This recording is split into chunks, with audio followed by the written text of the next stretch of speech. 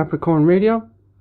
This is your faithful host James, and I'm super excited to have a returning author today, Mr. Gerald Clark. And I don't want to get too complacent on returning guests. Do a little bit of bio on the book that we're doing. We're talking about Seventh Planet Mercury Rising in a series of podcasts. It's a sequel to the Anunnaki of Nibiru. A little bit about the Seventh Planet Mercury Rising. If the Anunnaki created mankind, then who created them? Is there proof that the dark forces have been in control of US policy since 1945? What is their agenda? What is our destiny as a species? And how do we get back home to the light? Have we been abandoned by the gods? These are all pertinent questions addressed in the Seventh Planet Mercury Rising book, and this book holds the keys to the multi-dimensional essential rules of the game of life. Receive the wisdom, as Gerald did, and a gift from the creator of all, and know that we shall meet again at the source in our new dimensional reality. Of course, you can check out today's author on his blog at geraldclark77.com, where you'll catch links to all his material and books. So without further ado, let's bring on today's guest. Hi Gerald, you're very welcome back to the show. Hey James, it's really terrific to be back with you and continuing this series on my new book, The Seventh Planet. Great to be doing it, Gerald. You know, it's like going to school, Gerald. I feel I'm getting lessons, and I get insights, and I get great perspective, and I get intelligent discussion, and you know, the dynamic is just wonderful, Gerald. I like that free flow of information backwards and forwards, and it's like my science and my engineering knowledge that's in there is getting ignited again, or reignited, and you know, it's come to fruition one more time in my mind. Well, that's a desirable effect. I've noticed when I read this stuff to get ready for shows, it really gets me re-inspired. It helps me see my life in perspective a lot better. It's like a reminder of where we're going, and it settles you down a little bit. I really think it's wonderful. Wow.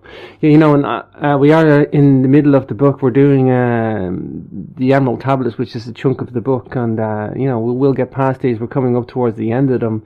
Today we're going to talk about Emerald Tablets 12 and 13. The law of cause and effect and the key of prophecy, Gerald. There is a title if ever there was one. Cause and effect, causality, time, destiny, fate. We're going to get into all of this today, Gerald.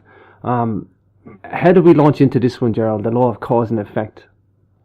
Well, I mean, most of us, I guess we can start by playing a little bit with definitions and not going too hardcore to this. We have to keep it somewhat entertaining. If it's all educational, sure, we may lose a few people. So, you know, I think most of us understand the relationship of cause to effect, you know, especially as it relates to time.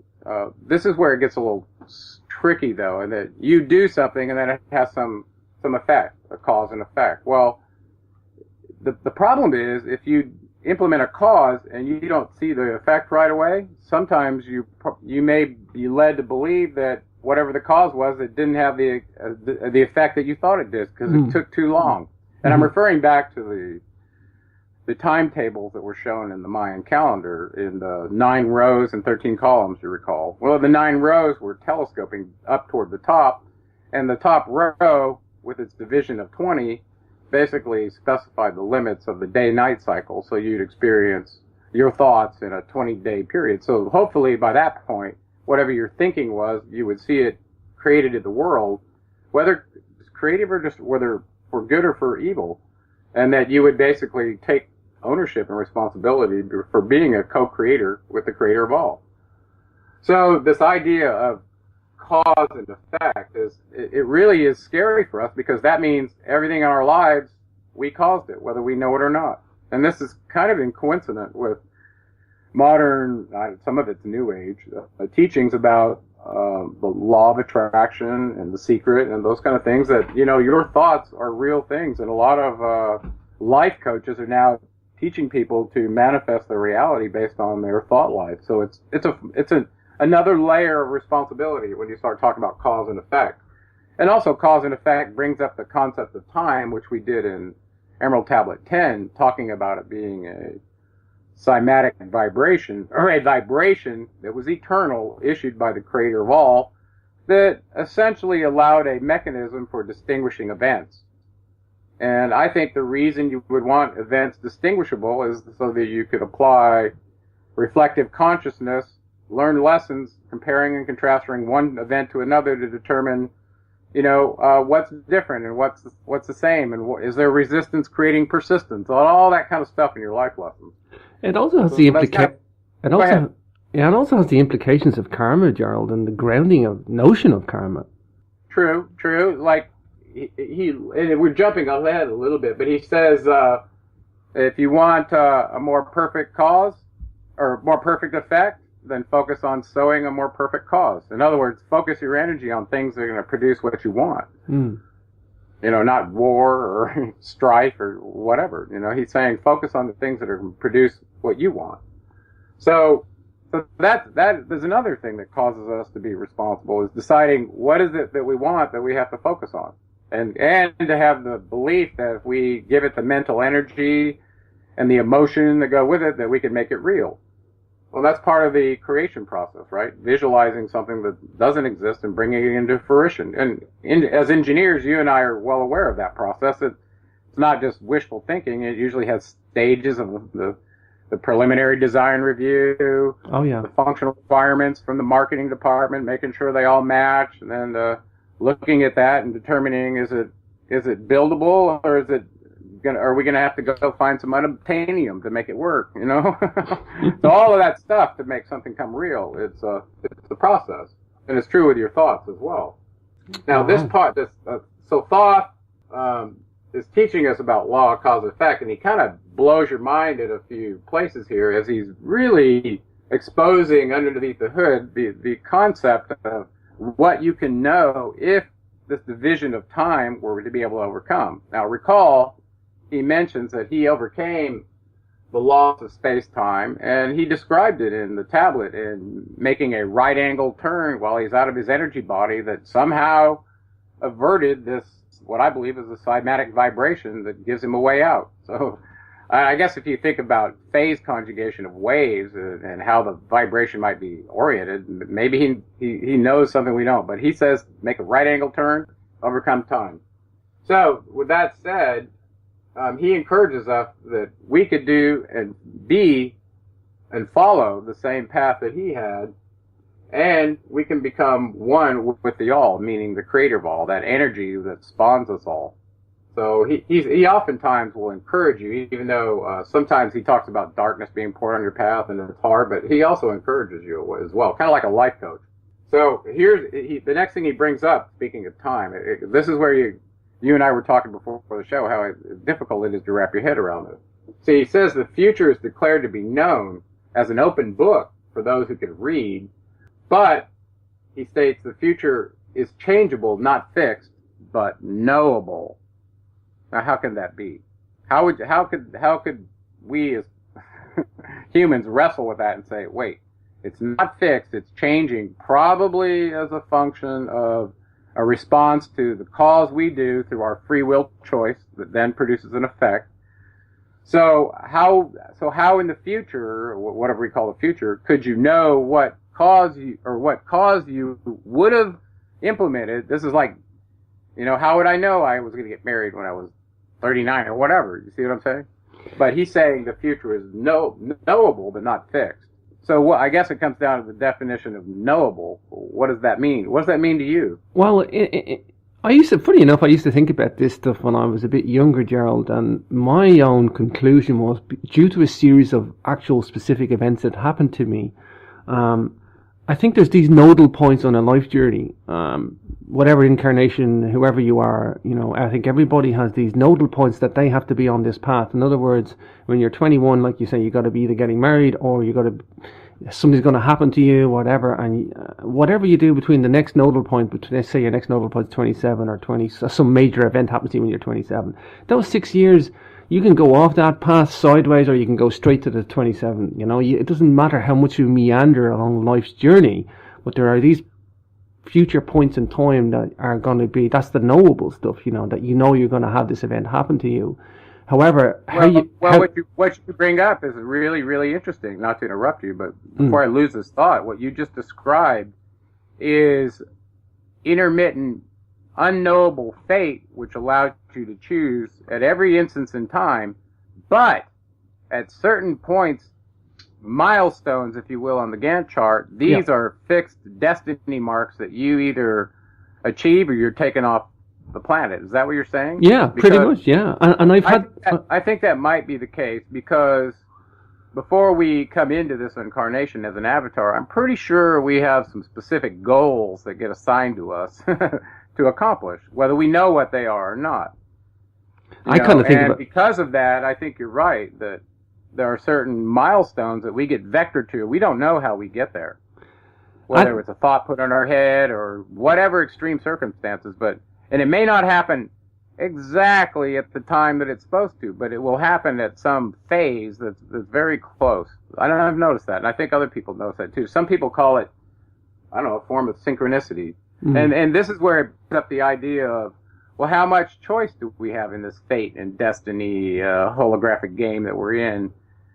So ponder this. Suppose you figure out that you're in this game, you choose the right fated steps, and you get to those points more rapidly than you were supposed to. Is that possible? Or are those points fixed at points in your life where you can't achieve them until you've been on this planet that number of years? This is all very circumstantial stuff that doesn't really get talked about, but it's pertinent, you know? I think you're right. I think there's like a tug of war going on, Gerald, and I think personally I just had things happen to me, Gerald, and I mean stuff that was so specific and bizarre at the right moment, at the right time. And I looked around and I'm on my own and I'm looking up and I'm going, am I being tested here? Is this like, and I have these signs given to me, and I mean, they're so ridiculous. I mean, I think the last major one I had was about 4 or 5 months ago. And I just scratch my head sometimes and I go, I'm on the right path, obviously, or else I wouldn't have been seeing this information at this moment in time. So that's like a checkpoint for me. However, right. I know I have my own free will to meander all between these points. And maybe you're right. Maybe before we check into this world for our life's journey, maybe we're given a set of conditions. Maybe we're given this soul, and you go, okay, the soul's journey. We got a journey coming up for the next person. You're going to be subjected to hate or jealousy or rejection, or you're going to have to deal with this as a major part of your life, or and maybe not a negative thing. Maybe you're going to get a good deal. Maybe, who knows? Maybe you're given a list of scenarios that are going to play out, and you get to ride the journey, the vehicle. Because I do think we're all in a vehicle, Gerald, and I think well, I think what you just described means that, and this is the part where it gets really head trippy, is if you're going to be able to visit a future milestone that you've already lived, that means your whole life has to have already transpired, and that you're experiencing it through a sequence of segments that we call time, but it's already all occurred. That's the only way you could visit yourself in the future, and that it would be knowable but not fixed, meaning you chose whatever path you got to get there, but it's not fixed. Because you can still choose to change right up to the last minute.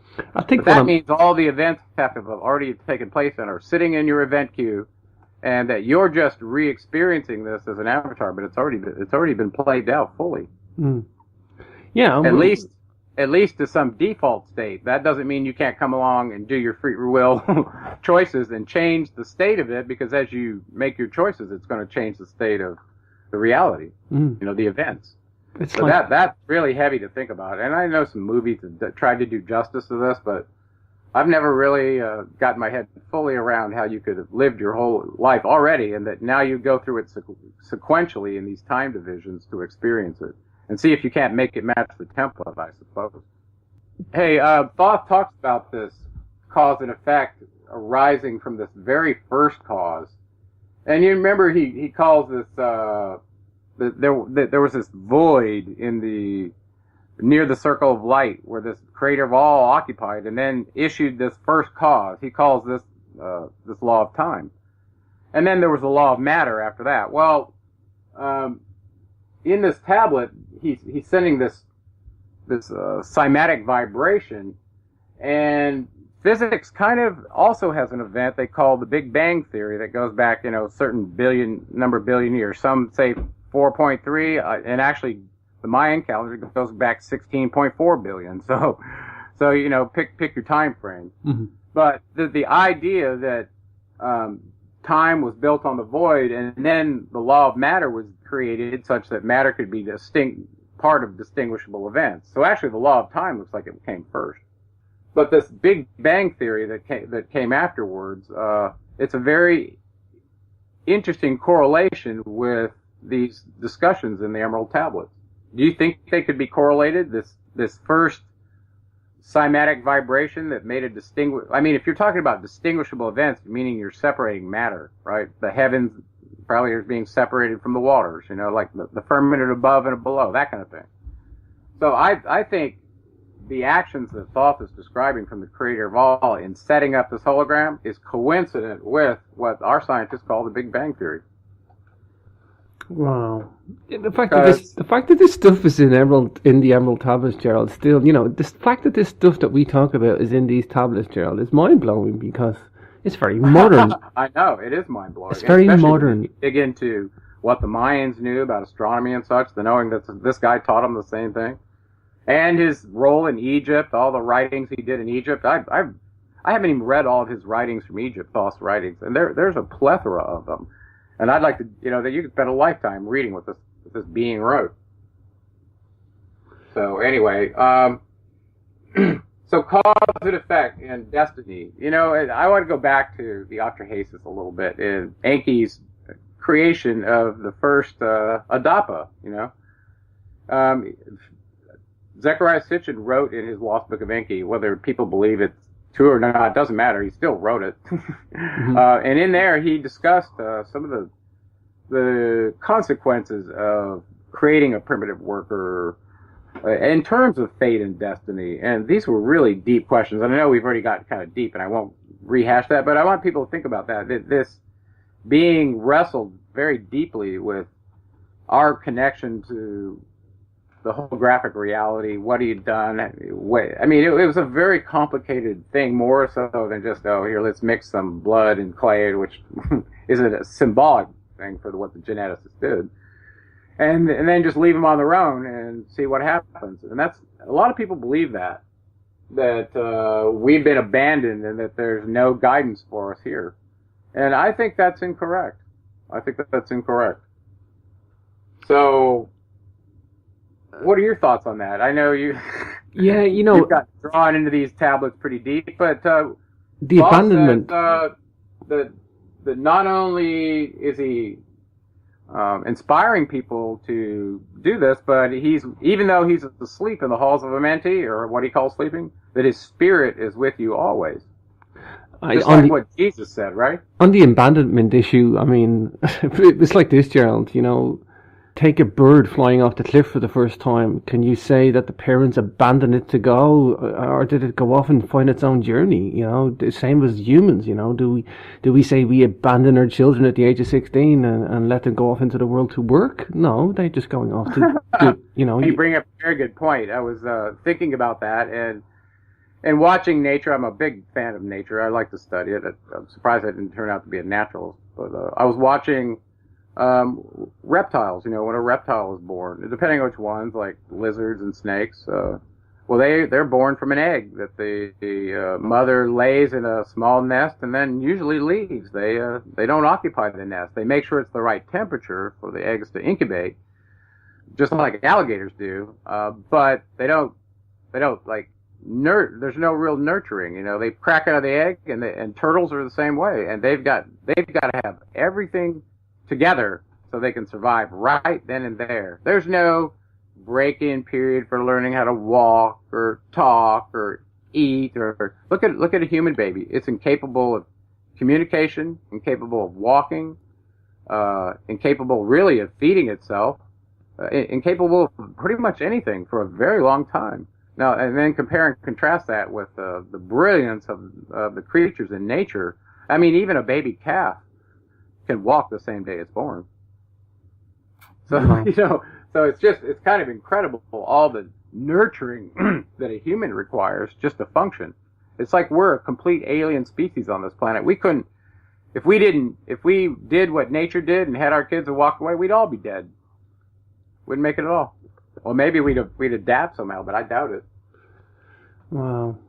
Yeah, in that respect, though, an abandonment thing, I mean, I think we're just doing our thing. I think we're all just doing our thing at the moment, you know. Big deal if we were abandoned, you know, the job, maybe the job was done, you know, maybe the job was done and it's time for it to find our own feet, you know. It's really besides the point.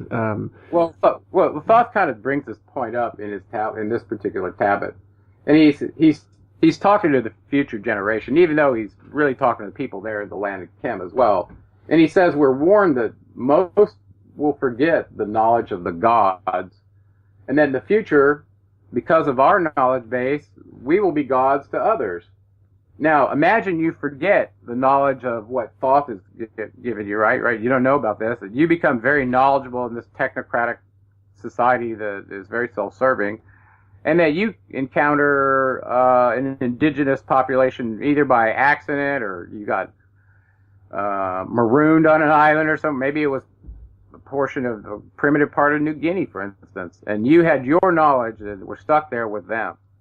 Now you would effectively be a god to them, depending on your knowledge base. But that's no different than what he's saying that happened to him, because he's saying, remember, people, you were essentially barbarians living in caves in the land of Cam when I showed up. So don't forget this knowledge of the gods that we're giving to you, because when it comes your turn to be one of those, guess what? You could either be a righteous one or a fallen one that's serving the dark forces. So figure out which side you're on. So, and then shortly thereafter that, because of that warning, he describes the Dark Brothers, and we talked about them some time ago in the Emerald Tablets, especially right when Thoth was sent out of Atlantis after the destruction of Atlantis to go to the land of Cam, or Egypt. Recall that these Dark Brothers were the reason that issue came about. Okay. They were messing with dark forces through a portal that they shouldn't have been open to, probably entities from another dimension. The dweller of Atlantis found out about it. Excuse me. And he went to the seven lords in the halls of the Mementi to change Earth's balance and cause a flood to close their portal, and it also destroyed Atlantis. Now keep that in mind, okay? Because guess what? That shows up again. As a matter of fact, it shows up in this tablet. He says the Dark Brothers initiate a terrible great war between the light and the night, altering Earth's course. Hear that? Altering Earth's course, changing its pole, probably the rotational axis, to cause calamities. Wow. And when they do this, it's going to cause earthquakes and trembling. And it's predicted to occur when man has learned to conquer global transportation via sea and air. And, excuse me, he has scientifically progressed to the point where he has the power of lightning, meaning, very large destructive weapons like nuclear weapons. Well, guess what? We've arrived at that point, and the war is underway. Take a look at what's happening in Ukraine. As of this week, the United States, instead of trying to work with the second Minsk peace agreement to bring peace to that area, they're signing a deal with Poroshenko to fully arm him and cause more consternation and war. They want this war, and they're the cause of it. And I'm just going to say it right now. All the evidence is that, the United States, probably in cooperation with Russia, through this holographic manipulation from entities that are higher than both of them, are going to drive it to a war. Now, the reason I bring that up is he says that, half the humans are going to die in this war. Now, think about the Illuminati goals on the Georgia Guidestones, right? They predict massive destruction up to everybody being gone but 500 million. So there was something I wanted to share with you about this war. Wasn't there an update on the Georgia Guidestones? Pardon? Wasn't there an update on the Georgia Guidestones recently? Yeah. There was a cube that was installed in 2014 that probably was some sort of milestone to indicate something had happened. There was attention brought to it. Very bizarrely, they took the stone out of the place it had been put and broke it on the floor and gave pieces away to people that were there at the time. I thought that was just bizarre. And that was also probably very symbolic. Wow. Very strange thing to do, don't you think? It's incredible. Yeah, very strange, very strange. So, let's ponder something for a minute. How do you think somebody could bring change to the orbital tilt angle of our Earth without bashing an asteroid or a meteoroid into the Earth and causing gravity? How could that be done? Think about that. I'm thinking solar particles filling the poles with the aurora borealis tipping the magnetic sphere. There's several ways. You could potentially drag something close to the Earth, close to the Sun, cause a magnetic or a electromagnetic, including radiation, interaction between the two planets. Maybe you could do that by changing the Earth's magnetic field, for instance, allowing that solar radiation to come in, and changing the attractive force of the magnetism of the Earth to the Sun, causing its pole to shift. Because the magnetic pole in the Sun varies, which could, if it was exposed to the Earth in a significant way, cause it to vary as well. Meaning, you got two magnets pulling on each other. So that could cause it. Now, think about this. What if you had something that could produce more magnetism than the Earth itself along a different axis? What do you think that would do interacting with the Sun, which is a big magnet to us? And I want you to think about the capabilities of CERN, because CERN has that capability to produce that kind of magnetic field. So, I've always wondered about, are we really bashing particles together to see if we can get back to reverse engineering, destructive reverse engineering to the Big Bang itself, instead of going forward from what Thoth is telling you here and learning it from a scientific standpoint of how light gets turned into matter. That's really the mystery, not how to break them. And they're trying to do essentially the same thing by breaking it apart. But I think it could be done another way. Because the way they're doing it is very, very dangerous. Think about that. I mean, it's like replicating the beginning of our material simulator, and you could basically cause a reset if you did it big enough. Oh yeah, I mean, it'd be like slapping a spinning top with your hand when it's in motion and just sent it flying. You would just knock it into you discombobulate it Yeah. Well, luckily, the good news is, he says, even though all this darkness is going to be poured on our path, that we're ultimately going to merge into our form of light. But in the meantime, these weapons of force that the dark forces are bringing to bear are probably going to wipe out half the Earth's humans. And at that point, Thoth says the sons of the morning are going to intervene in the war. And basically, they're going to pose the question that, look, how much longer are you going to strive against each other? And then based on how they reveal themselves, he goes forward and says, well, you're going to enter a new age, and the exposure to them halts the war and causes Atlantis to re-rise, and all men start seeking the goal under their leadership. So I'm like, wow, really? He also tells us that eventually, in our path, our bodies and our spirits are not bound to one planet. That eventually, we'll be in our new home in the stars, in a different dimension. So that's kind of a strange thing to think about our fate. And then at the end of this tablet, he basically heads back to the halls of Amenthi, says he's waiting for this coming future age of light, encouraging us to keep seeking it. And something kind of strange he did in this tablet. At the opening of the tablet and the closing, he gives you 3 names to call him by in case you need his help. And it's kind of strange. These are names that don't show up in my genealogy table, but they must come from some historical precedents that he's using for it. And he says, "Call thou on me when thou dost need me." use my name 3 times in a row. Sheketek, Aralek, and Volmalites. And it's like, wow, those kind of names are kind of like the names that show up in the Lords of the Nine Cycles, if you look at them. But what's trippy to me is they look almost like Latin American names, right? But at the same time, he's saying, call thou on me. I mean, this is like the old English, right? Yeah. Thee and thou. And do you think that was an Atlantean way of speaking before it ever landed in the old English language? It sure looks like it, because here it is in the tablet.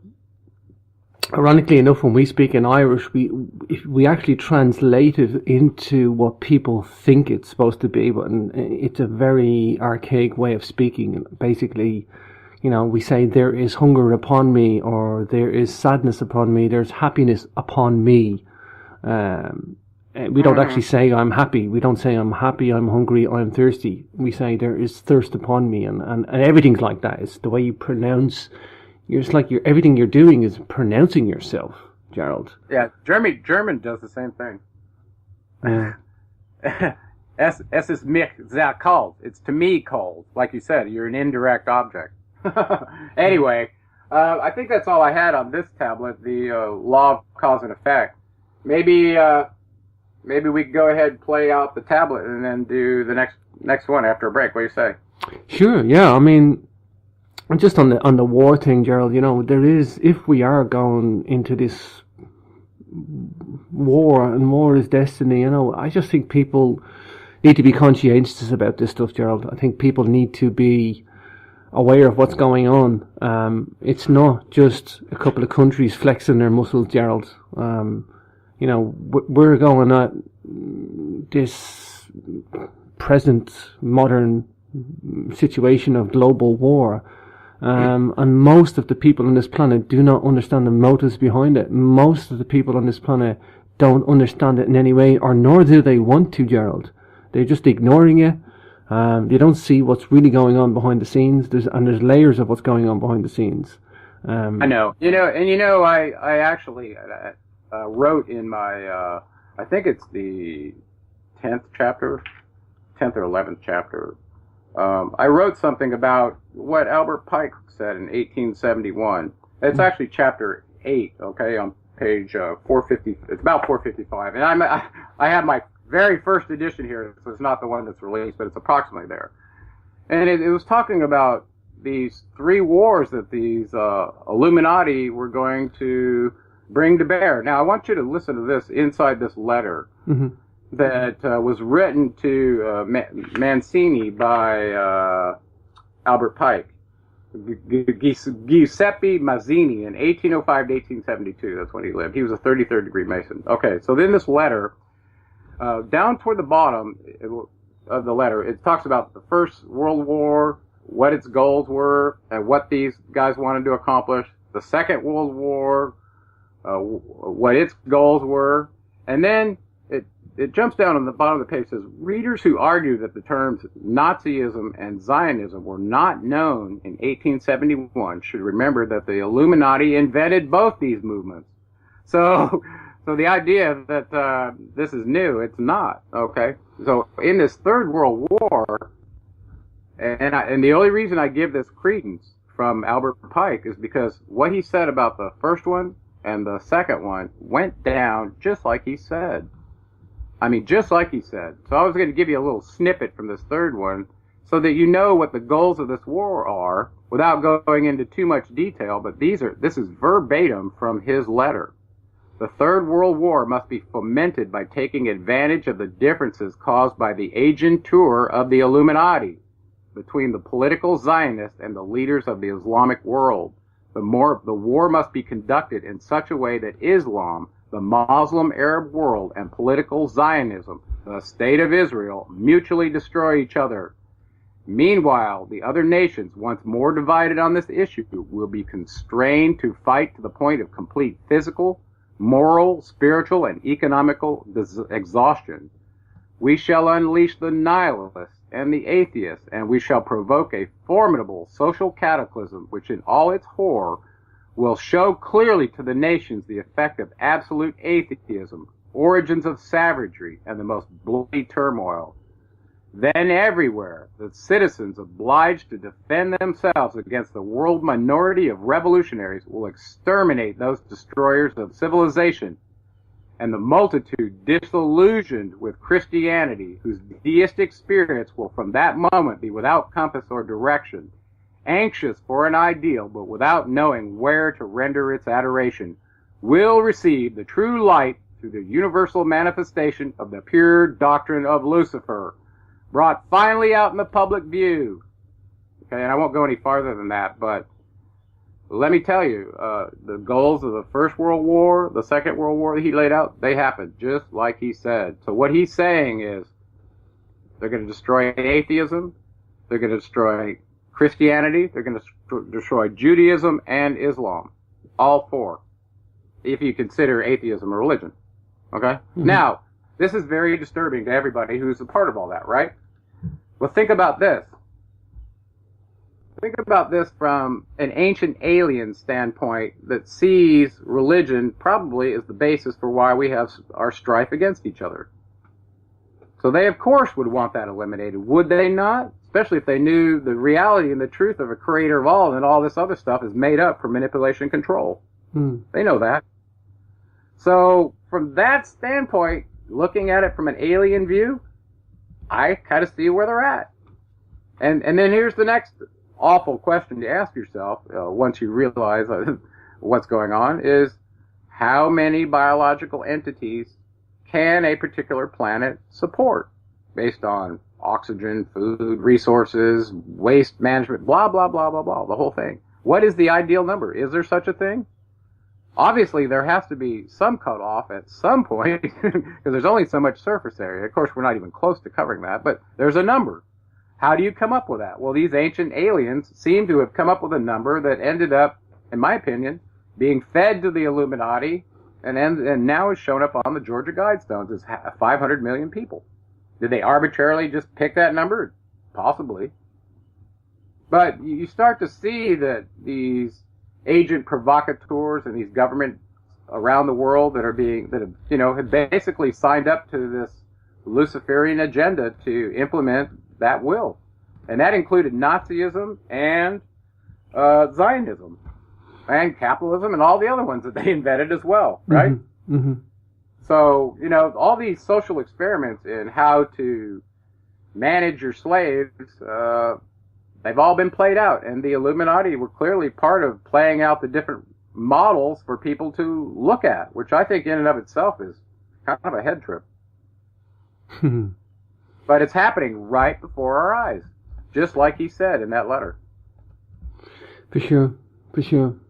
They are harrowing times, Gerald, but like I say, at least people should be going into this conscientious of what's happening in their own cause and effect in their own life and in cause and effect of the world and global scenes as they're getting played out. A lot of people, and I know you mentioned this earlier about the Gog-Magog comparison to, the end times of the world. It's been brought into the end time philosophy of our modern world as a parallel. It's well, think about this. If you had the ability, if you were an extra dimensional being, you're not tied down to going through time the way everyone else is. So you could see from, so what's a zodiacal house being able to see 2,160 years? That's nothing, right? So here we have some terrible prophecies about destruction, blah, blah, blah, and this new kingdom that's going to come in under this new world order, right, or whatever. And you got these agent provocateurs of the Illuminati that are put into power positions to actually make those prophecies come true. Oh yeah, Damascus is supposed to be blown up. Well, get those guys in the tunnel over there and get their TNT to them. It's disgusting. It's really disgusting to see these destroyers of civilization being turned loose to do just what the desire was of whoever issued these prophecies in the first place. And I think you and I both knew who that was. Well, Gerald, I'm going to play out the tablet, Emerald Tablet number 12, the law of cause and effect and the key of the prophecy. But We'll be back in the second half of the show. We're going to talk about Emerald Tablet 13, the keys of life and death. Yeah, this is a really good one, so we're going to get revved up for that one. Call thou on me when thou dost need me. Use my name 3 times in a row. Sheketet, Aralek, Volmalites. List ye, O man, to the words of my wisdom. List to the voice of Thoth the Atlantean. Conquered have I the law of space-time. Knowledge have I gained of the future of time. Know I that man in his movement, though space-time shall ever be one with the all. Know ye, O man, that all of the future is an open book to him who can read. All effects shall bring forth its causes, as effects grew from the first cause. Know ye the future is not fixed, or stable, but varies as cause brings forth an effect. Look in the cause thou shalt bring into being, and surely thou shalt see that all is effect. So, O man, be sure the effects that ye bring forth are ever causes of more perfect effects. Know ye the future is never in fixation, but follow man's free will as it moves through the movements of time, space, toward the goal where a new time begins. Man can only read the future through the causes that bring the effects. Seek ye within the causation, and surely you shall find the effects. List ye, O man, while I speak of the future. Speak of the effect that follows the cause. Know ye that man is in his journey lightward, is ever seeking escape from the night that surrounds him. Like the shadows that surround the stars in the sky, and like the stars in the sky of space, he too shall shine from the shadows of night. Ever his destiny shall lead him onward, until he is one with the light. Aye, though his way lies midst the shadows, ever before him glows the great light. Dark though the way be, yet shall he conquer the shadows that flow around him like night. Far in the future I see man as light-born, free from the darkness that fetters the soul, living in light without the bounds of the darkness, to cover the light that is light of their soul. Know ye, O man, before ye attain this, that many the dark shadows shall fall at your light, striving to quench with the shadows of darkness the light of the soul that strives to be free. Great is the struggle between light and darkness, age-old and yet ever new. Yet know in a time far in the future, light shall be all, and darkness shall fall. List ye, O man, to my words of wisdom. Prepare, and ye shall not bind your light. Man has risen, and man has fallen, as ever new. Waves of consciousness flow from the great abyss below us toward the sun of their goal. Ye, my children, have risen from a state that was little above the beast. Until now of all men ye are greatest. Yet before thee were others greater than thee. Yet tell I thee, as before thee others have fallen, so also shall ye come to an end. And upon the land where ye dwell now, barbarians shall dwell, and in turn rise to light. Forgotten shall be the ancient wisdom, yet ever shall live through the hidden from men. I in the land thou callest Chem, races shall rise and races shall fall. Forgotten shall be the children of men, yet thou shalt have moved to a star space, beyond this, leaving behind this place where thou hast dwelt. The soul of man moves ever onward, bound not by any one star, but ever moving to the great goal before him, where he is dissolved in the light of the all. Know ye that ye shall ever go onward, moved by the law of cause and effect, until the end both become one. Aye, man, after ye have gone, others shall move in the places ye lived. Knowledge and wisdom shall all be forgotten, and only a memory of God shall survive. As I to thee am a god by my knowledge, so ye too shall be gods of the future.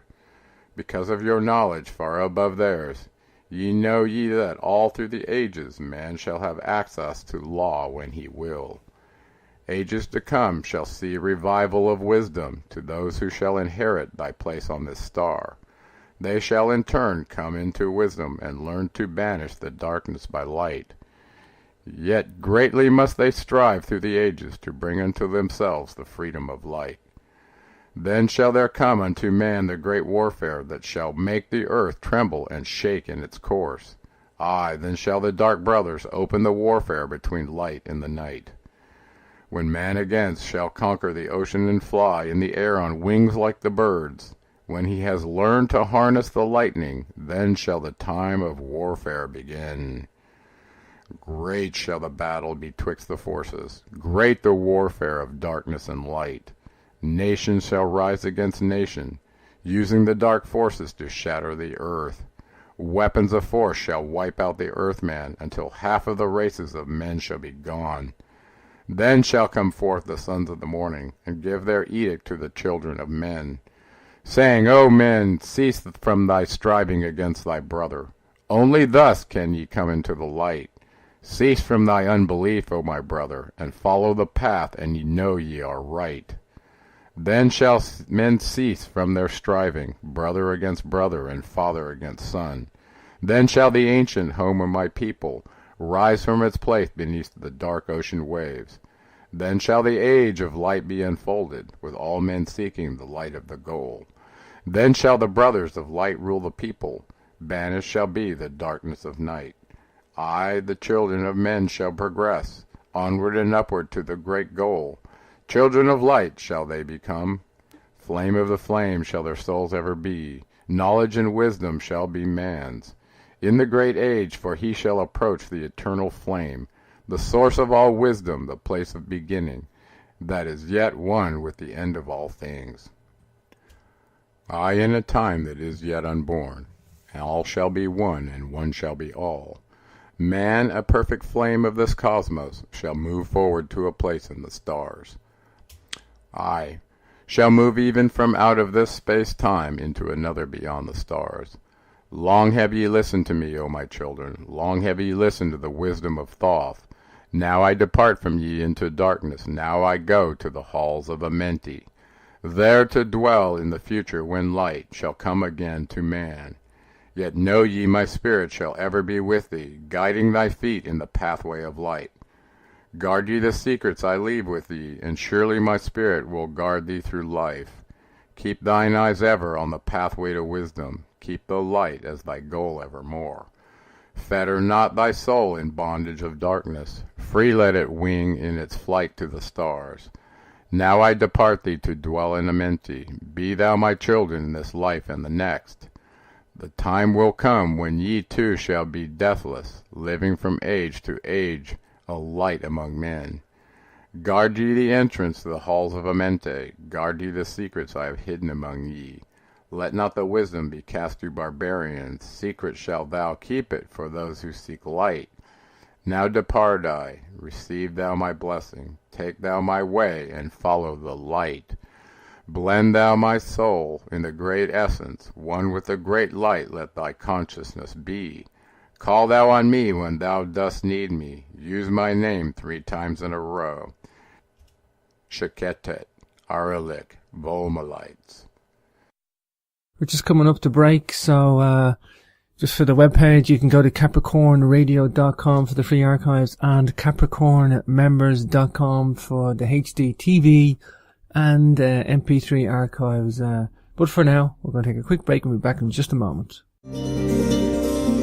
Greetings everybody, I got a quick announcement about a very unique conference coming up in Mexico with yours truly, James Swagger, and my good friend, Mr. Gerald Clark.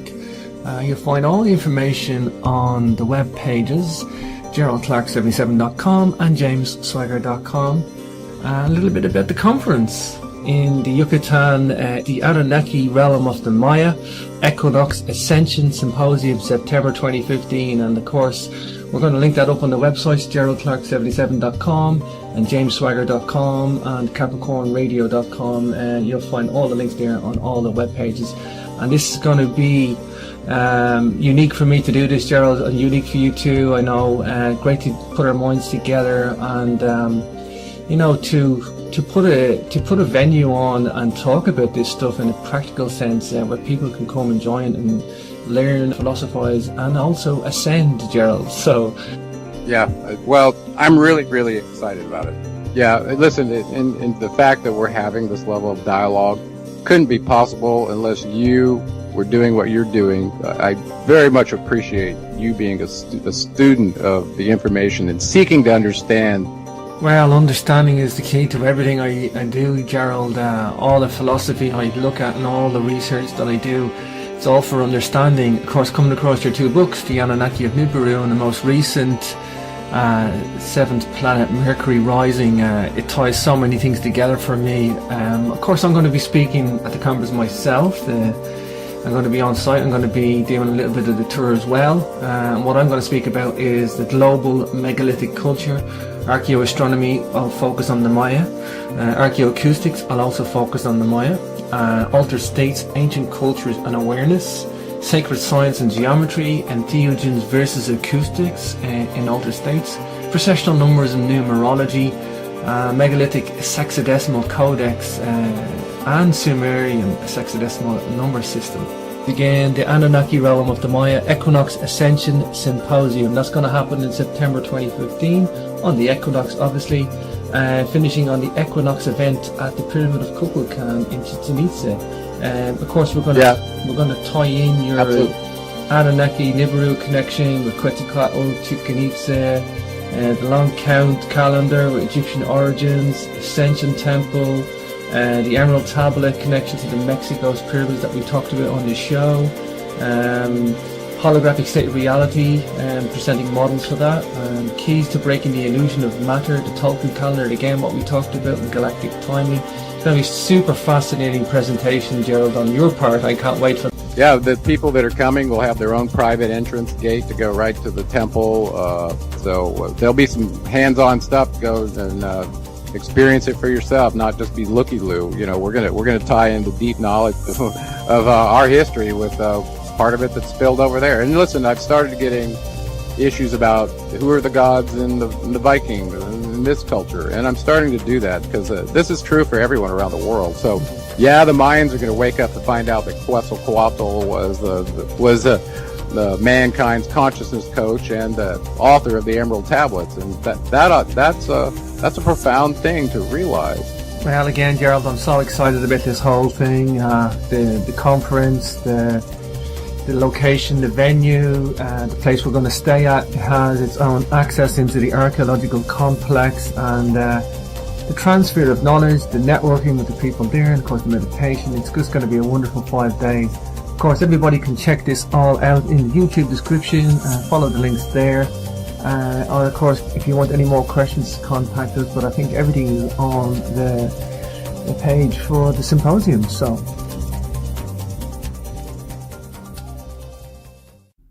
welcome back to Capricorn Radio. This is your host James, and don't forget to check out the archives at capricornmembers.com. You can subscribe for membership, doing a lifetime membership deal at the moment. And of course, you can still check out the free archives at capricornradio.com. And then HDTV shows as well on the Capricorn members page. But for now, hi everybody, welcome back to Capricorn Radio.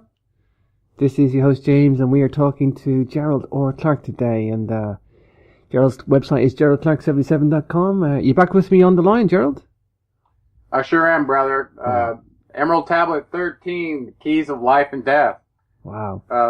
This is really an interesting tablet because in the original release, according to Dorial, this was the last tablet that was released, and Emerald Tablets 14 and 15 were held till a later time, and I don't know exactly when they got released. I'll have to find that out.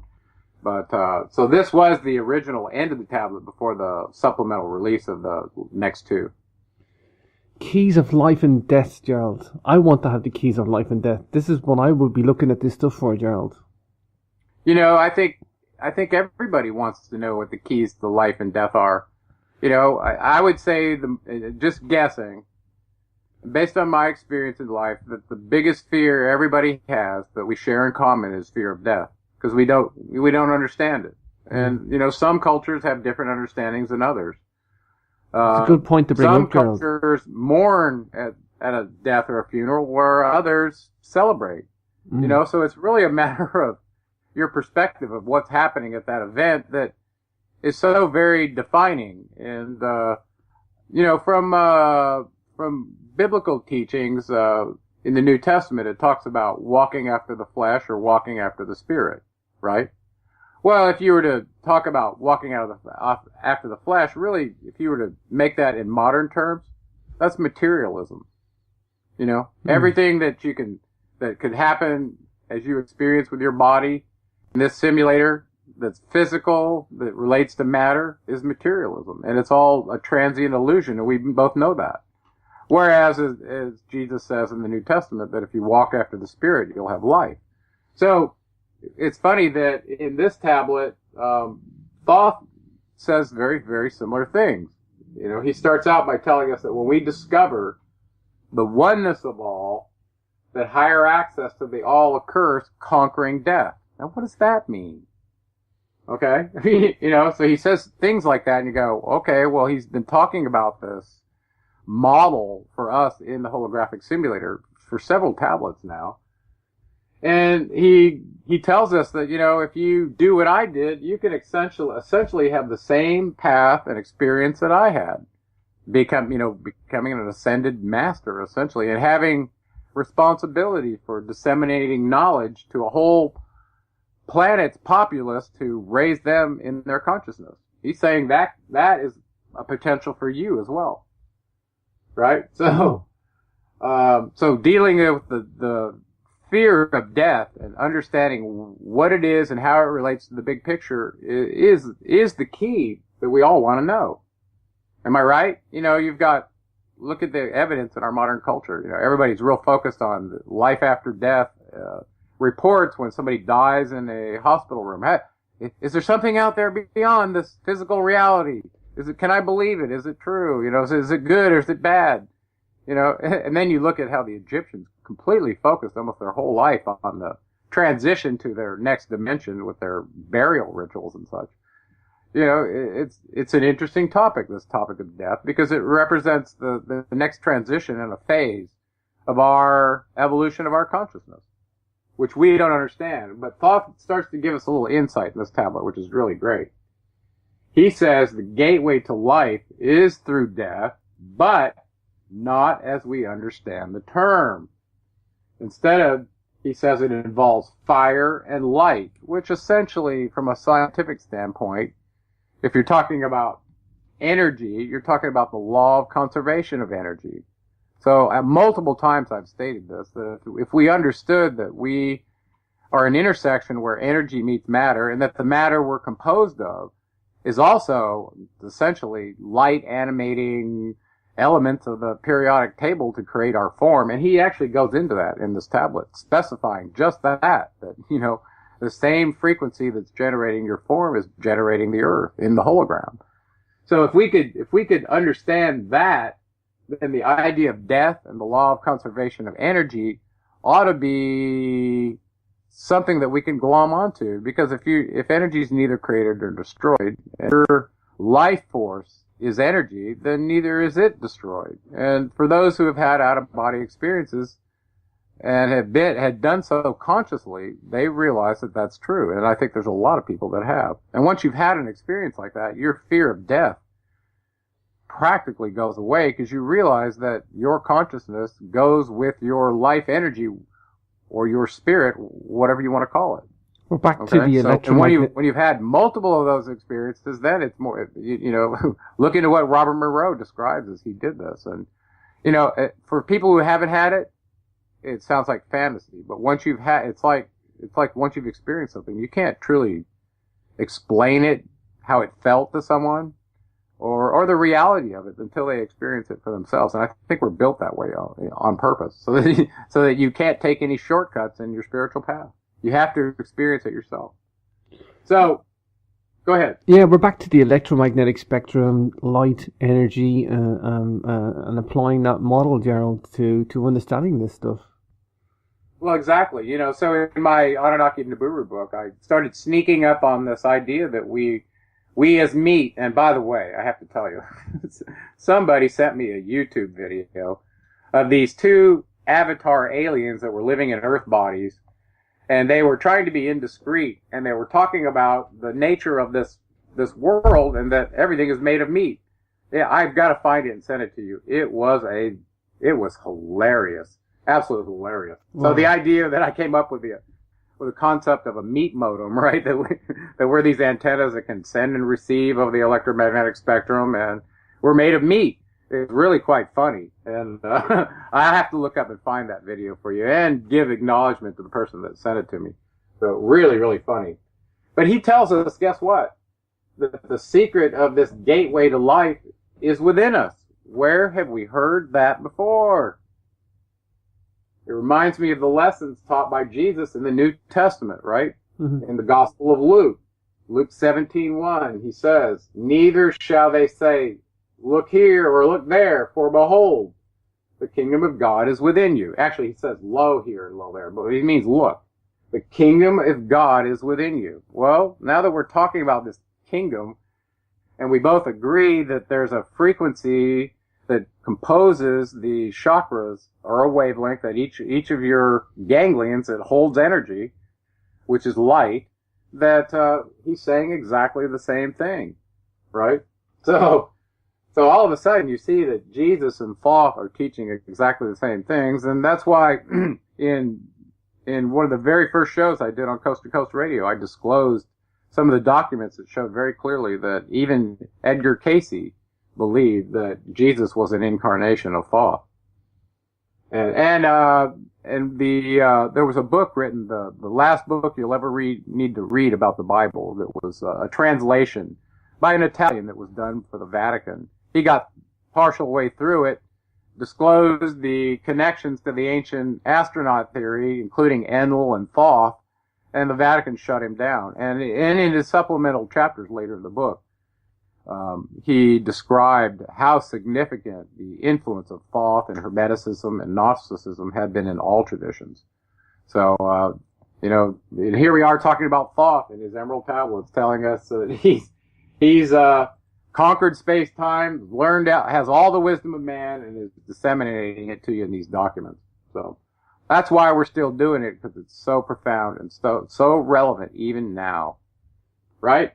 Yeah, for sure. So, and he goes on to exemplify these ideas about the electromagnetic spectrum by tying it to something real. This crystal structure that is in the halls of Amenti, which we now know is beneath the Sphinx in the Egyptian Nile Valley area, probably filling the whole region under there. And that this crystal structure is broadcasting a frequency that he says this energy is the source of the spirit that acts as a template from which all matter is formed. Everything from planets to people, including our Earth. And he goes into detail of this in the tablet. So what he's saying is your form is created from the frequency that's interacting with matter on this planet that somehow knows how to do this quantum encryption of light with periodic table of the elements to produce your form. So there's an energy template first, and then form that goes with it. Okay, well that energy template is eternal. That's what we're talking about. This life force, the spirit that occupies this place between your head and your pelvis. And he tells you that in the tablet here a little bit while longer. Okay? Wow. And so I talked about this human antenna model to coincide with what he's saying. And I did this before I actually wrote the second book, which had Thoth's teachings about the holographic model and that of a human as well. And it's quite interesting that he views it as an electrical engineer. He views us as meat with a battery in between that's separated by a positive and negative polarity, just like a battery. Your head being the most positive pole and your pelvis being the most negative pole. Okay, well, it's interesting in structural integration that we also use that exact same model. And more specifically, they tie it to the ganglion, the nerve complexes that lie along your spine. The one at the bottom of your spine is the bottom of your coccyx bone, which is called the ganglion of Impar, IMPAR. If you go look that up, you'll find out some very amazing things about the coccyx bone and what goes on from an energetic standpoint there. Well, this is also where the symbol in the chakras is drawn for a coiled snake representing the Kundalini energy. That is a latent energy coiled up, poised to be released on some catalytic a catalyst, some event that releases it.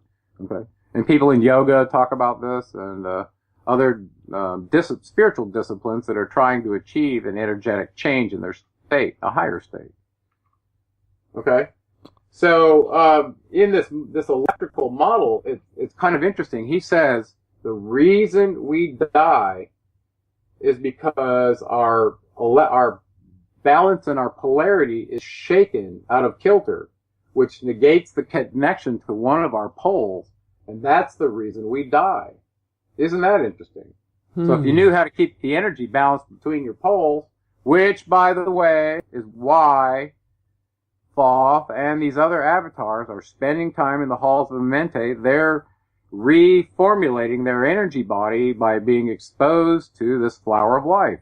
In other words, they're rejuvenating themselves. Well, he's telling you in this tablet that if you do the same thing, you won't die. And he calls this energy where it meets in between the head and the pelvis, the chakras, if you will. He terms it the spirit of life, this energy that animates biological life, especially human life. Right? There's different frequencies that animate an animal from the template than there are for humans. Just think about every being having a frequency that generates its life force, essentially. So this reminds me of the Mayan underworld frequencies that went through this 9 rows of dispensation that created the various forms of life, from the cellular up to the advanced civilization that we live in now, that the highest level is termed universal consciousness. So, and it's really quite amazing to realize that there's a holographic quantum encryption light encoding generator in the halls of Amente. That's really what we're talking about, because it's creating all life. Isn't that amazing to realize that, the creator of all probably is involved with them in some way to enable them to be co-creators like that, to change the precepts of life in this order of reality. It wouldn't be allowed to happen unless the creator of all allowed it. The idea of the human body as an antenna, this answers all questions for me, Gerald. It explains so many things, so many anomalies. It explains the whole philosophy of the chakra points and the mysticism about the human body and what it really does. I mean, it's like you say, there's the meat aspect, but then there's all this other stuff. We are a bioelectric model, if you want to call it that. Right, right. So if you think about us as avatars, that we're a meat host, and this infinite energy needs a host in order to have these experiences in the simulator to evolve. That's it. That's what you're here for. And we talked about potentially having these milestones that are part of our destiny that we have to achieve. Or doesn't mean you're going to achieve all of them, but imagine you did achieve all your milestone destiny points by making your light and dark influenced faded step along the way, with some help from Thoth and his people if you decide to follow the light. That's what they're telling you. They'll guide your path. Well, imagine you accomplish all your destiny milestones. Well, then you're probably going to ascend, and there's no reason for you to stay in the simulator, right? You got all the lessons you're supposed to get. Mm-hmm. Whereas if you just get a subset of them, potentially, you're going to have to complete them all. So you'll come back as another avatar in another form and have to go complete those. And maybe if you're smart, you figured out a way to preserve your consciousness through that, so you didn't have to regress all the way back and start all over again. And that reminds me of the movie with Tom Cruise. What was it called? Edge of Tomorrow? Yeah. Where he kept showing back up into the simulator in these combat scenes. He'd make a few steps, and then if he remembered those steps before he got back in a body again, that he could progress. Otherwise, he had to analyze and keep figuring out, how do I keep moving forward? It was very analogous to what I think these destiny milestones that are put in our path that you and I described. Because if there weren't hard goals for you to achieve in this life, and they were kind of pre-programmed in you and in your template to go after them, I think you would be pretty aimless. And I think we all feel driven to achieve for that reason. It's part of our design. Ironically enough, I had a conversation yesterday, Gerald, and it was about, we come into this life with no memory of a previous past life, probably for a very good reason. Probably for a couple of reasons. Number one, the baggage or the negativity that you probably experienced at last night might weigh you down. So it's probably good to have a clean slate. But number two, having a clear path ahead of you to learn for the purpose of ascending. You don't want to either have a winning edge. If you got to do it for the purpose of ascending, to seek truth for the right reasons, to seek, these experiences and learning positions that you're going to put yourself in for the purpose, it's probably best that you don't. However, I do think we have these reminiscences of previous past lives where we either, have these little echoes sending us little signals going, you've been here before, get past this one again, you're not going to go back again. We have these inklings of what's gone on before, and I think inevitably you'll only go through the same amount of things every incarnation until eventually you will ascend past some sort of a blockage, if you want to call it that. Yeah, imagine you get to that point and the choice that's offered to is to ascend and not be entrapped in the hologram anymore, but what they really want you to do is take on an avatar body and help everyone else to ascend too. And that's essentially what happened to Thor. And he chose to take on that mission, which is, it's a very heroic mission, especially on behalf of the humans that he's trying to help. So I wanted to close a little bit on this crazy electrical model that he has for us, calling us a battery. Number one, he says if you'll spend an hour with your head to the north, bringing your consciousness from your head to your chest, and essentially causing the same, and then sweeping this vibration up and down your body, kind of like the precursor to having an out-of-body experience, playing with the concept of you being energy, not just matter. Okay, he tells you do this to the north for an hour, and with your head to the south for an hour, and if you do this, it kind of recharges your chakras such that there's no imbalance in the polarity between the top and the bottom pole. And he says if you do this, if you get to be the age of 100 in human years, that it's a requirement if you want to stay alive. If you don't do it, you'll surely die. So it's a really interesting thing. I wonder if anybody's really gone their whole life and actually tried this to see. And then maybe now that we have the ability to view the energy body, see the effect that it's having, It's interesting. So what was interesting to me is he divides between the head and the chest, and then the chest to the feet. Okay? In terms of placing your consciousness and then doing these sweeps. So he divides energetically at essentially your heart chakra. Okay?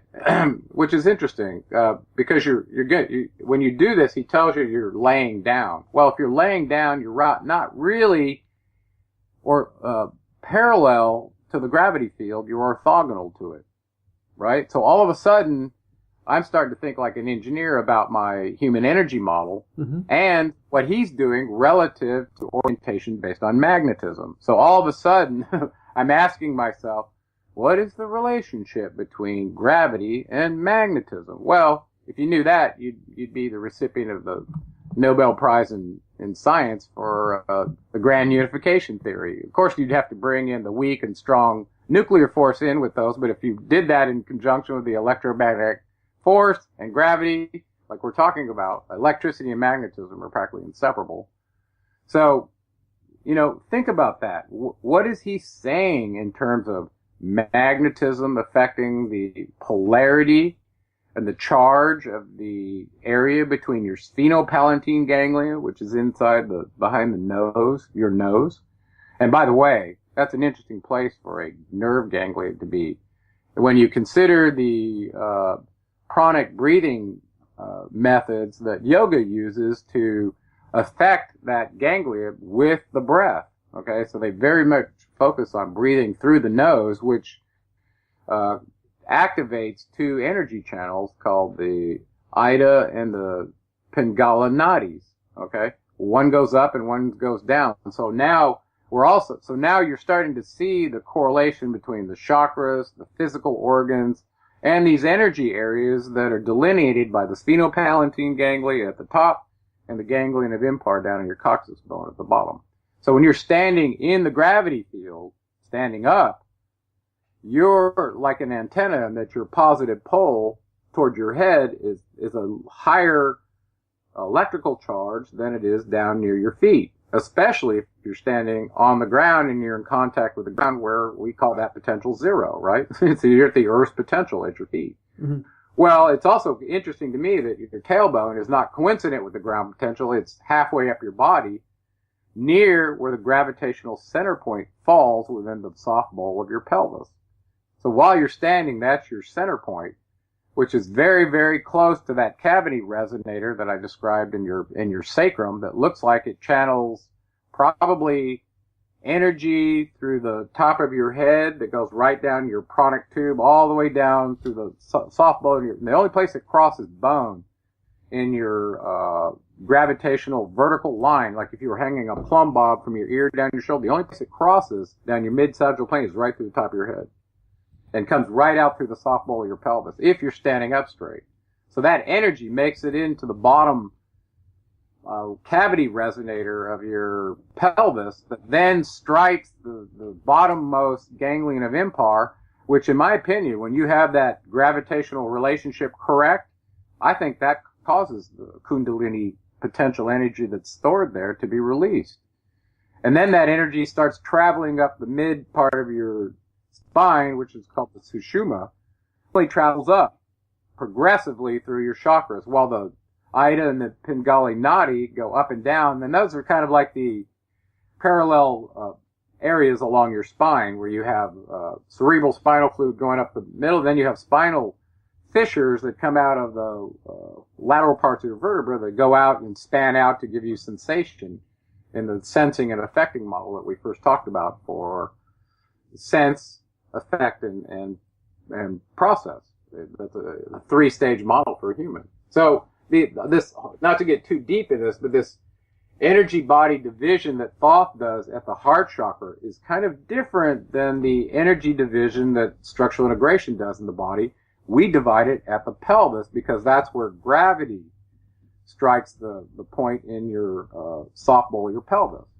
Well, all of a sudden, these two models start intersecting in my mind. Electricity and magnetism for the vibrations that he talks about to balance your battery, okay, when you're laying down to the north and the south.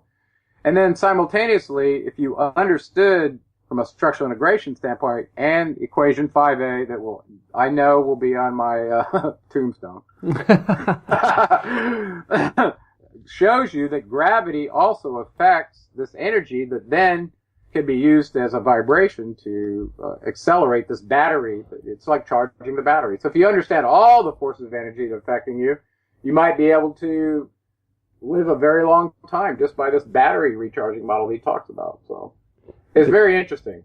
The word you're looking for. I see this intersection between my model of the human antenna and Thoth's model of this battery. I see them intersecting, and it intersects where the infinite meets the finite, where the energy that he calls the spirit of life lands in your physical real estate in your body, along your central pole of your antenna, along those nerve complexes where it resides. And the more that it can stay there, the more awareness and consciousness you're going to achieve. And so in my mind, it's kind of like the measurement of what you did in this life is how active and how awake the chakras are, which is measurable now, to see how you did. And, I stumbled across this figure of merit, the ascension measured test. What do you have to achieve in this life to ascend? And I think personally, based on my exposure, based on what Jesus taught, is you need to get to the heart chakra. If you make it to there, I think you're going to go forward and not be trapped as a self-serving slave in the simulator. But that doesn't mean there's not higher chakras that you can achieve, because if you do, you could potentially achieve Thoth's path, like he's telling you that it's possible right in the beginning of the tablet. Wow, I think the word you're looking for is epitaph, Gerald. Yeah, epitaph. Here lies Okay. the man. Here lies the man who came up with equation 5a. Well, so very, very crazy is to, and I know this is kind of deep science, but to think about the relationship between gravity and magnetism. Because, in our modern communications and computer world, magnetism is used to store electropotential charge like a capacitor in very small places, like in flash memory. So magnetism was involved in 8-track tapes and all VHS. With any tape technology, we had a magnetic head where they were transcribing this analog signal onto a stored medium. So magnetism and memory is what I want you to think about. Imagine our magnetic field went away. Do you think it would affect human memory? Probably affect us somehow, but yeah, most likely. Yeah, it'd be. There may be something to be learned about that from space travel and such to find out what effect there is on human memory with gravity, with magnetism. Anyway, speaking of memory, in this tablet, some really crazy thoughts about your experience as an avatar are explored, including 2 instances where you may terminate the use of your body. Number 1 is if you determine that you're at death's door and there's no longer a way to preserve the body. He gives you a method to essentially preserve your consciousness such that when you do die and you are at a state where you could potentially be an avatar in a body, not in a body, that you don't regress. You don't have to go back and remember everything. Wherever you stop. So, in other words, if you did that a few times, you'd have memories of all your past lives accumulated, and you'd be able to compare the lessons of that life with the lessons of this life, just like he did. These entities that are living very long epochs are able to do that. And if they trade in their body or whatever, their lives are probably measured in terms of eras, like zodiacal houses or things like that, because they live so long. Wow. So he teaches us this method. Whether you're at death's door to do it, how to cross your arms, lay with your head to the east, play with your consciousness, and essentially issue a vibration, and then focus on your third eye and keep your consciousness there. And when death comes, he goes, boom, your consciousness is going with you. And what was in the past is here today, is what he says. So that's really an amazing thing. And he says, you do that, you'll be a master of life and death. So there's something to think about. And then he says it's very easy. It's very easy process. And you're going to hear that read out in the tablet as well.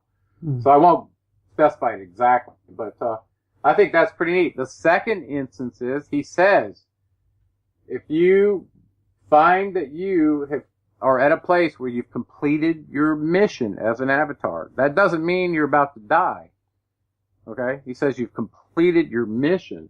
He gives you another way to exit your body, which is interesting. It's very similar to the one you do at death's door, except the vibration you send is up north and south, and the concentration of where you put your life is in the life seat, not in the third eye. It looks like it's in the pelvic bowl, or in the heart chakra, or the heart chakra. So they're slightly different from my interpretation, and maybe with some more analysis, or somebody looks at it, maybe they say, no, they're the same. But they seem different. So the 2 instances where you could jettison your avatar, become your energy body, completely maintain your consciousness, and then decide based on where you are in that dimension whether you want to take on a body or not. And he tells you that in the tablet. Isn't that a trip? Wow. The keys of life and death. If you listen to the Roswell interview, the alien interview, where, and I don't remember her name, the 23-year-old nurse who published the official documents she did while she interviewed this, I don't know, you call it an alien gray, but the being itself called the body that it was occupying, just an avatar body, it called it a doll body. That didn't have to be fed, doesn't need sleep. It was basically used in the difficult spaces in space where human life can't survive, right? So it was an avatar. But anyway, So in these alien interviews that she did, and it was quite long. It's about a 4-hour interview on YouTube. Unbelievable if you haven't heard it. Some of the stuff that's in there. This being decided it was only going to communicate with this woman, and the military-industrial complex people that were watching through the glass the whole time. I think it was like 15 interviews. They kept trying to get this being to answer, this alien to answer their questions, because they wanted military advantage, all this stuff, and it refused to answer any of their questions, and it would only communicate with her, which finally, toward the end, it got them really frustrated. And they decided to intervene when this being said that it was going to be leaving. They got really nervous about this, said, what do you mean you're going to be leaving? How are you going to be leaving? And they decided to, I think, issue an electrical shock to try to incapacitate it so that it couldn't leave its body or whatever it was thinking of doing. And by the time they attempted to do that, this being left its avatar host, left it dead, and very shortly thereafter made contact again with this 23-year-old nurse to let her know everything was okay, and that's how it's done. So when I read this discussion from Thoth about how they would just jettison their avatar bodies either at death or when they were done with their mission, I was like, wow, this is not the first time we've seen this, especially if you give that Army nurse any credence for her disclosure, which if you haven't heard it, I highly recommend you do. Ironically enough, Gerald, I just did a show with Linda Moulton Howe, and actually I'll pose the same idea, concept, or question, whatever you want to call it, to yourself. Okay. That the Greys and the alien, what we call the alien Greys, are somewhat kind of semi-biological. They're manufactured beings, and that this is the hypothesis that somebody has actually told me, another researcher in the field, and that they have lost their curator. As a result, they want what we have, and the curator can be whatever you want, whoever manufactured them. A lot of people talk about that may be the case, and I've heard that before. A lot of people, but I'll tell you, if you listen to this 4-hour interview, this being was the pilot, the commander, and was, absolutely brilliant. And what it disclosed was, no, that's not the case.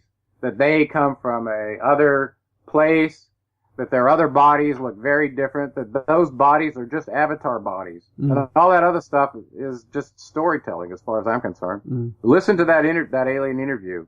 It talks about the geneticists that were competing for designing life forms on this planet and other planets all around the galaxy. It's unbelievable stuff that was disclosed to this nurse, that she had the bravery to keep copies of that record and put it out in a book. So the avatars are like spacesuits, Gerald. Yeah, so the alien Greys, they're just avatar bodies, according to what this being told you directly through this nurse. So, and that coincides with what Thoth is saying here. There may be other life forms that they choose to use as an avatar. What if they decide to use a winged serpent or something else? Whatever form that they want, they can. Think about that. So it turns out that a body that doesn't need food and water and doesn't need sleep, well, that makes a great intergalactic slave for your vessels, for gathering data and writing reports. And reminds me of the movie K-Pax, right? Oh, yeah. You ever see that movie? Oh yeah, with Kevin Spacey. That's a great movie. Yeah. Great movie. For sure. But, it was very much like this. And actually, I think this alien interview may have inspired some of the scenes in that movie, because he's in this nut house, right, where they put him, and he's actually healing all these people based on their ailments, totally tripping out their heads. And at one point, while he's in this confined area, he says, based on my mission, I'll be going to this location on this day and time, and the people they're like, what? No, you can't leave here. Well, he disappears and does exactly what he says, and then it reminds me a lot of what happened in this alien interview, where it was threatened and it left the avatar body behind. It said bye-bye. I can do that anytime I want. Wow. Actually, it was in a movie too, just recently. What was that movie, honey, where the woman came out of the fire and really surprised these ancient warriors? What was it? The Seventh Son? Was that it? Oh, Cowboys and Aliens. Cowboys and Did you see Aliens, that? yeah. There was a woman who was actually an avatar in that movie that made it the thing very, very interesting that they captured her and they thought she was dead and they threw her in the fire to burn her corpse, and all of a sudden she walks out unscathed and everybody's tripping out, right? Well, she turns out to be this advanced avatar, and I think it's no different than what Thoth is saying here. Wow. Well, Gerald, I'm going to play out the last tablet, the Keys of Life and Death, if you're okay with that. Absolutely. I think the process inside the tablet describes preserving the consciousness, and some of these other things that he describes, I think they're very self-explaining. So, sure. Okay. Let's do it. List ye, O man, hear ye the wisdom, hear ye the word that shall fill thee with life. Hear ye the word that shall banish the darkness, hear ye the voice that shall banish the night. Mystery and wisdom have I brought to my children, knowledge and power descended from old. Know ye not that all shall be opened, when ye shall find the oneness of all? One ye shall be with the masters of mystery, conquerors of death and masters of life. Aye, ye shall learn of the flower of Amenti, the blossom of life that shines in the halls. In spirit shall ye reach the halls of Amenti, and bring back the wisdom that liveth in light. Know ye the gateway to power is secret. Know ye the gateway to life is through death. Aye, through death, but not as ye know death, but a death that is life and is fire and is light. Desireth thou to know the deep, hidden secret? Look in thine heart where the knowledge is bound. Know that in thee the secret is hidden, the source of all life and the source of all death. List ye, O man, while I tell the secret, reveal unto thee the secret of old. Deep in the earth's heart lies the flower, the source of the spirit that binds all in its forms. Or know ye that the earth is living in body, as thou art alive in thine own formed form. The flower of life is thine own place of spirit, and streams through the earth as thine flows through thy form, giving of life to the earth and its children, renewing the spirit from form unto form. This is the spirit that is form of thy body, shaping and molding into its form. Know ye, O man, that thy form is dual, balanced in polarity while formed in its form. Know that when fast on thee death approaches, it is only because thy balance is shaken. It is only because one pole has been lost. Know that the secret of life in the mente is the secret of restoring the balance of poles. All that exists has form and is living, because of the spirit of life in its poles. See ye not that in earth's heart is the balance of all things that exist, and have being on its face? The source of thy spirit is drawn from the earth's heart, for in thy form thou art one with the earth. When thou hast learned to hold thine own balance, when thou shalt draw on the balance of earth, exist then shall thou while earth is existing, changing in form only when earth too shall change, tasting not death but one with this planet, holding thy form till all passes away. List ye, O man, whilst I give the secret, so that ye too shall taste not of change. 1 hour each day shalt thou lie with thine head pointed to the place of the positive pole, north. 1 hour each day shall thy head be pointed to the place of the negative pole, south. Whilst thy head is placed in the northward, hold thy consciousness from the chest to the head. And when thy head is placed southward, hold thou thy thought from chest to the feet. Hold thou in balance once in each 7, and thy balance will remain the whole of its strength. Aye, if thou be old, thy body will freshen, and thy strength will become as a youth. This is a secret known to the masters, by which they hold off the fingers of death. Neglect not to follow the path I have shown, for when thou hast passed beyond years to 100, to neglect, it will mean the coming of death. Hear ye my words, and follow the pathway. Keep thou thy balance, and live on in life. Hear ye, O man, and list to my voice. List to the wisdom that gives thee of death. When at the end of thy work appointed, thou may desire to pass from this life, pass to the plane where the sons of the morning live and have being as children of light. Pass without pain and pass without sorrow into the plane where is eternal light.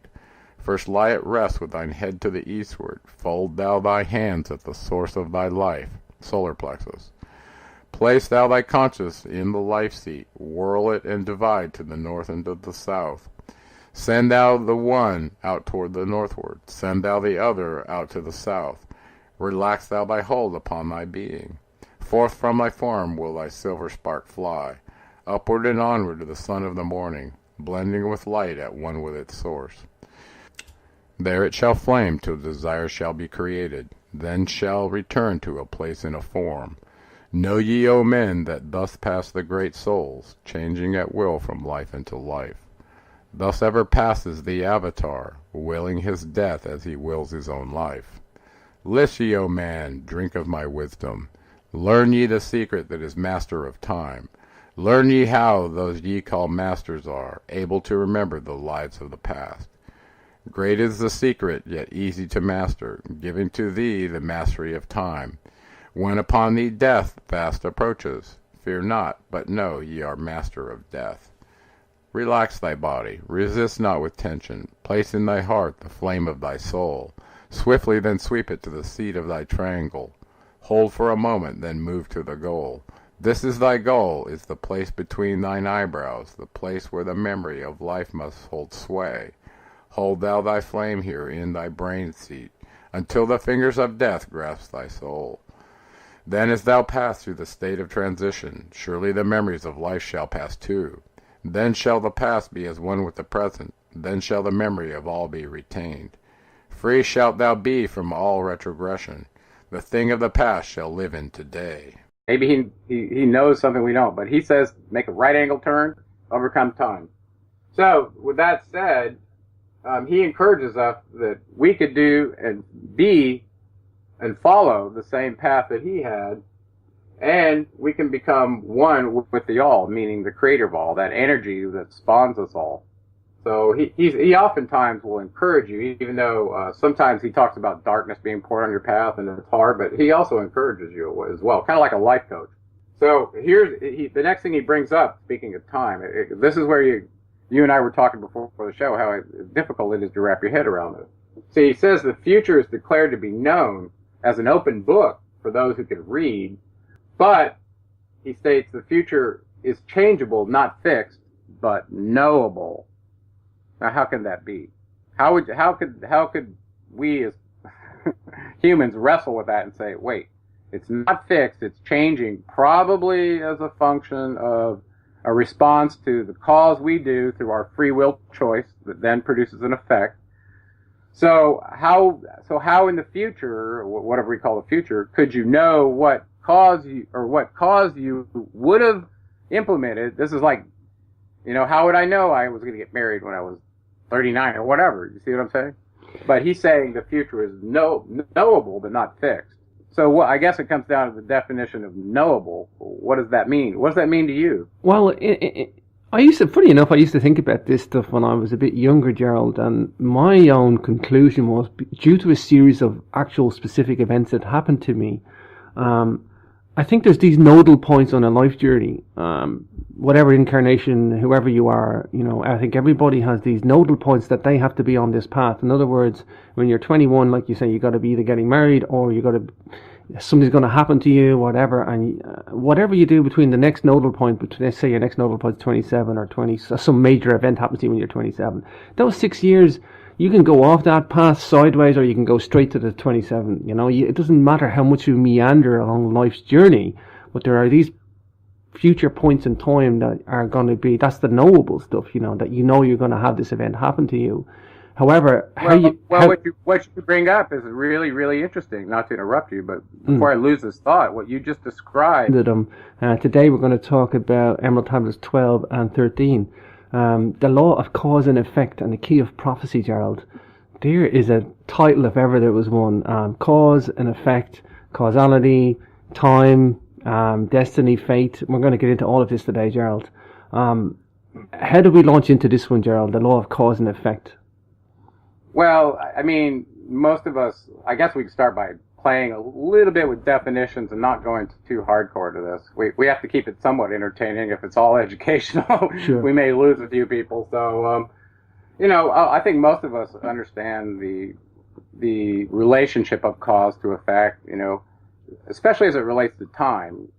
This is where it gets a little tricky, though, and that you do something and then it has some effect, a cause and effect. Well, the problem is if you implement a cause and you don't see the effect right away, sometimes you may be led to believe that whatever the cause was, it didn't have the effect that you thought it did because it took too long.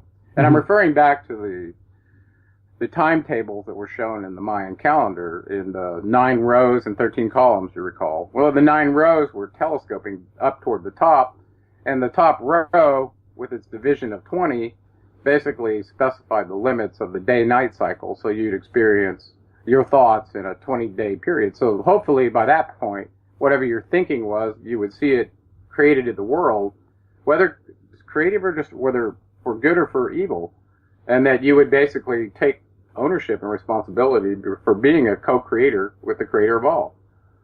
So this idea of cause and effect it really is scary for us, because that means everything in our lives, we caused it, whether we know it or not. And this is kind of incoincident with modern, some of it's new age, teachings about the law of attraction and the secret and those kind of things, that, your thoughts are real things. And a lot of life coaches are now teaching people to manifest their reality based on their thought life. So it's another layer of responsibility when you start talking about cause and effect. And also cause and effect brings up the concept of time, which we did in Emerald Tablet 10, talking about it being a cymatic vibration, or a vibration that was eternal, is intermittent, unknowable fate, which allows you to choose at every instance in time, but at certain points, milestones, if you will, on the Gantt chart, these are fixed destiny marks that you either achieve or you're taken off the planet. Is that what you're saying? Yeah, pretty much, yeah. And I think that might be the case, because before we come into this incarnation as an avatar, I'm pretty sure we have some specific goals that get assigned to us to accomplish, whether we know what they are or not. And because of that, I think you're right that there are certain milestones that we get vectored to. We don't know how we get there, whether it's a thought put in our head or whatever extreme circumstances. And it may not happen exactly at the time that it's supposed to, but it will happen at some phase that's very close. I've noticed that, and I think other people notice that too. Some people call it, a form of synchronicity. Mm-hmm. And this is where it puts up the idea of, well, how much choice do we have in this fate and destiny holographic game that we're in? So ponder this. Suppose you figure out that you're in this game, you choose the right fated steps, and you get to those points more rapidly than you were supposed to. Is that possible? Or are those points fixed at points in your life where you can't achieve them until you've been on this planet that number of years? This is all very circumstantial stuff that doesn't really get talked about, but it's pertinent, I think you're right. I think there's like a tug of war going on, Gerald, and I think personally I just had things happen to me, Gerald, and I mean it's stuff that was so specific and bizarre at the right moment, at the right time. And I looked around and I'm on my own, and I'm looking up and I'm going, am I being tested here? Is this like, and I have these signs given to me, and I mean, they're so ridiculous. I mean, I think the last major one I had was about 4 or 5 months ago, and I just scratch my head sometimes and I go, I'm on the right path, obviously, or else I wouldn't have been seeing this information at this moment in time. So that's like it's a checkpoint for me. However, right. I know I have my own free will to meander all between these points. And maybe you're right. Maybe before we check into this world for our life's journey, maybe we're given a set of conditions. Maybe we're given this soul, and you go, okay, this issued by the creator of all, that essentially allowed a mechanism for distinguishing events. And I think the reason you would want events distinguishable is so that you could apply reflective consciousness, learn lessons, comparing and contrasting one event to another to determine, what's different and what's the same, and is there resistance creating persistence, all that kind of stuff in your life lessons. It also has the it also has the implications of karma, Gerald, and the grounding of notion of karma. True. Like, and we're jumping ahead a little bit, but he says, if you want a more perfect cause or more perfect effect, then focus on sowing a more perfect cause. In other words, focus your energy on things that are going to produce what you want. Mm. Not war or strife or whatever. He's saying focus on the things that are going to produce what you want. So that there's another thing that causes us to be responsible, is deciding what is it that we want that we have to focus on. And to have the belief that if we give it the mental energy and the emotion that go with it, that we can make it real. Well, that's part of the creation process, right? Visualizing something that doesn't exist and bringing it into fruition. And as engineers, you and I are well aware of that process. It's not just wishful thinking. It usually has stages of the preliminary design review, the functional requirements from the marketing department, making sure they all match, and then looking at that and determining is it buildable, or are we gonna have to go find some unobtainium to make it work? So all of that stuff to make something come real. It's a process, and it's true with your thoughts as well. Now so thought is teaching us about law of cause and effect, and he kind of blows your mind at a few places here as he's really exposing underneath the hood the concept of what you can know if this division of time were to be able to overcome. Now recall, he mentions that he overcame the laws of space-time, and he described it in the tablet in making a right-angled turn while he's out of his energy body that somehow averted this, what I believe is a cymatic vibration that gives him a way out. So I guess if you think about phase conjugation of waves and how the vibration might be oriented,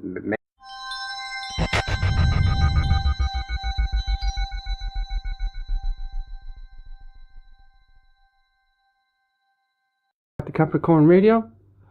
This is your faithful host James, and I'm super excited to have a returning author today, Mr. Gerald Clark. And I don't want to get too complacent on returning guests. Do a little bit of bio on the book that we're doing. We're talking about seventh planet Mercury rising in a series of podcasts, sequel to the Anunnaki of Nibiru.